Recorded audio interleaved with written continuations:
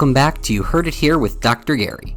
I'm Gary, a clinical audiologist and part of the ownership team here at Advanced Hearing Group in Scottsdale, Arizona. This is earwax removal vlog number 37, and it's a continuation of number 36, ants in the ear. Yes, this patient had ants in their ear. The video you're watching now is a continuation of the first earwax removal appointment with this patient. We had several of them. This one occurred 4 to 5 days after they were seen by their E.N.T, who attempted to remove the wax and debris via suction, irrigation, and manual tools. If you did not get a chance to watch that first video, there will be a link in the description below. Please take a look. Also, if you like these wax removal videos, take a moment to like and subscribe. It really does help with the YouTube algorithm and lets us get our content in front of more people. Our goal is to entertain and educate with some interesting facts about the ears as well as wax removals, because that's what seems to entertain people. We're going to use the curette and the alligator forceps plus some irrigation to see if we can't remove some of this wax. Now, in response to some of the comments on the last video, this does appear to be like a fungal infection or fungal in nature, and I thought so too. We had addressed this with the patient, who had told us that the E.N.T at that time did not believe so. Again, they were going back to see their E.N.T following this appointment. Overall, this entire wax removal process and getting the ear healthy took 3 to 4 months.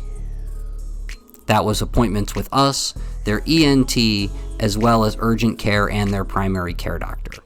According to the patient, this all stemmed from an incident where they got ants in their ear and had to have them removed. So you can see we used some irrigation, changing the color of the earwax and allowing us to see a lot further down. The patient's ears at this point are very sensitive, so we're not pulling very hard on the wax, and we're just trying to get as much of it out as we can so we can do the hearing test in order to determine whether the change in their hearing and increase in tinnitus is from this severe impaction or if it's an actual change in their underlying hearing and or understanding.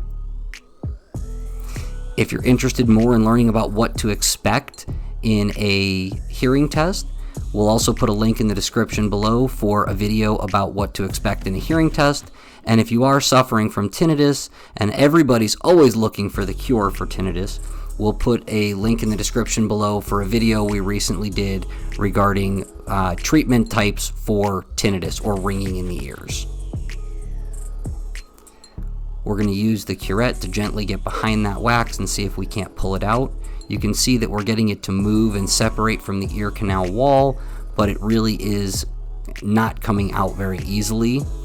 The patient wanted us to keep working to see if we could get it out, despite us talking at this point about them returning to the E.N.T for more suction. They really did not like the loud volume of the suction machine, but again, we talked about them returning for that as a possibility to help to get some of this wax out of the ear. It was not very effective the first time they underwent it, so the patient was obviously very skeptical about returning.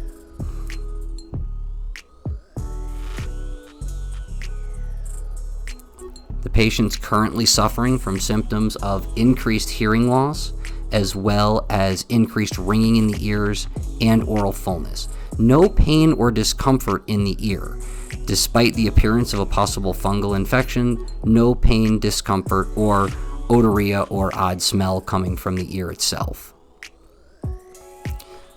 Here we go. We're going to get another chunk to come on out. I'm going to use a little bit more water and see if we can't get this ear a little bit cleaner so we can do the actual hearing test.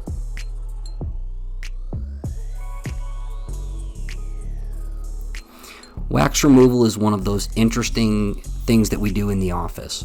We tend to use the manual tools.